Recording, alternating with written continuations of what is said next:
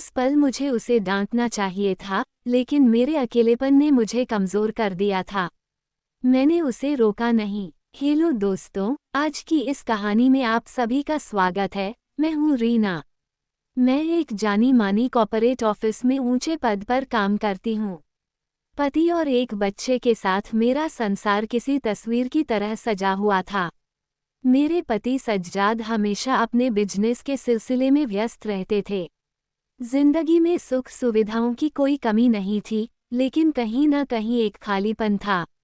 शायद उसी अकेलेपन से इंसान अपनी जिंदगी की सबसे बड़ी गलतियां करना शुरू कर देता है। हमारे पुराने ड्राइवर के जाने के बाद इंटरव्यू देकर असलम काम पर आया। 25-26 साल का युवक, गठीला बदन और आंखों में एक अजीब सी शरारत। पहले दिन से ही मैंने गौर किया कि रियर व्यू मिरर शीशे में उसकी नज़रें मेरा पीछा करती थीं। मुझे लगा शायद यह मेरा वहम है, लेकिन असलम की चाल ढाल में एक अनजाना बुलावा था। ऑफिस से लौटते समय ट्रैफिक में असलम अक्सर गाने चला देता था। उन गानों के बोल बहुत ही अजीब और लुभावने होते थे। कभी कभी मैं अपने कपड़ों को लेकर असहज महसूस करती, क्योंकि मुझे पता होता था कि असलम की नज़रें मुझ पर टिकी हैं। उसी बेचैनी से धीरे धीरे एक तरह की निषिद्ध हलचल पैदा होने लगी।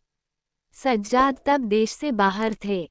घर पर मेरे और काम वाली के अलावा कोई नहीं था। एक दिन तेज बारिश की वजह से ऑफिस से लौटते समय काफ़ी रात हो गई। गाड़ी में बड़ी ही चल रहा था, लेकिन असलम की बातें और उसके तिरछी नज़रों से देखने का अंदाज माहौल को गर्म कर रहा था। उसने कहना शुरू किया, मैडम, आप जैसे इंसान का अकेला रहना क्या शोभा देता है। सर तो आपको वक्त ही नहीं दे पाते। उस पल मुझे उसे डांटना चाहिए था, लेकिन मेरी कमज़ोरी अड़े आ गई। मैंने उसे रोका नहीं। उस रात गाड़ी की पिछली सीट पर हम एक गलत रास्ते पर निकल पड़े। वो बस शुरुआत थी। इसके बाद अक्सर ऑफिस के बाद सुनसान रास्तों या पार्किंग लॉट में हमारे बीच शारीरिक नज़दीकियां बढ़ने लगीं। असलम मेरी कमज़ोरी का फ़ायदा उठाने लगा। वो मुझे उन रास्तों पर ले गया जो मेरी सामाजिक मर्यादा के बिल्कुल खिलाफ थे। असलम के साथ इस अवैध रिश्ते की वजह से मेरा ज़मीर मुझे कचोटता था, लेकिन मैं बाहर नहीं निकल पा रही थी। मुझे समझ नहीं आ रहा था कि मैं एक भयानक जाल में फंस चुकी हूँ। असलम अक्सर काम छोड़कर अपने फ़ोन पर अश्लीलता में डूबा रहता और मुझे भी उन चीज़ों के लिए उकसाता। मेरा व्यक्तित्व और सम्मान धीरे धीरे धूल में मिल रहा था।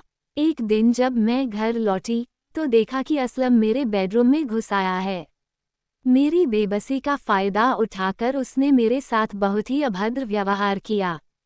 मुझे एहसास हुआ कि जिस इंसान को मैंने बढ़ावा दिया, अब वह मेरी जिंदगी पर कब्जा करना चाहता है। उसने मुझे ब्लैकमेल करना शुरू कर दिया और मेरे भरोसे के साथ विश्वासघात किया। बात तब और बिगड़ गई जब असलम ने मुझसे बड़ी रकम की मांग की। उसने धमकी दी कि अगर पैसे नहीं दिए तो वह हमारे निजी पलों का वीडियो सज्जाद को भेज देगा। मुझे समझ आ गया कि मैंने जिस रास्ते पर कदम रखा है, वह सिर्फ तबाही की ओर जाता है। मेरी रातों की नींद हराम हो गई थी। हर पल मैं एक मानसिक प्रताड़ना के डर में जीती थी। आखिरकार मैंने फैसला किया कि इस तरह डर डर कर जीने से बेहतर है कि सब सच बता दूं। सज्जाद के वापस आने पर मैं फूट फूट कर रो पड़ी। मैंने उन्हें सब बता दिया, कैसे मैं भटक गई थी और कैसे प्रलोभन का शिकार हुई। सज्जाद को बहुत दुख हुआ, लेकिन मेरी ईमानदारी ने उन्हें छू लिया। उन्होंने मुझसे नफरत करने के बजाय कानूनी रास्ता अपनाया।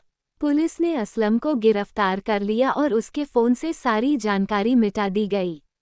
हालांकि मैंने अपना खोया हुआ सम्मान पूरी तरह वापस नहीं पाया, लेकिन मैं अपने ज़मीर के सामने साफ हो गई। किसी भी गलत रास्ते पर कदम रखने से पहले उसके अंजाम के बारे में ज़रूर सोचना चाहिए। अश्लीलता और पाप में डूबा मन सही फैसले लेने की शक्ति छीन लेता है। तो दोस्तों, कहानी आपको कैसी लगी? कमेंट में ज़रूर बताएं। और अगर आप इस चैनल पर पहली बार आए हैं, तो सब्सक्राइब करना न भूलें। ऐसी ही कहानियों के लिए जुड़े रहें। जल्द ही नई कहानी के साथ मिलेंगे, तब तक के लिए अलविदा।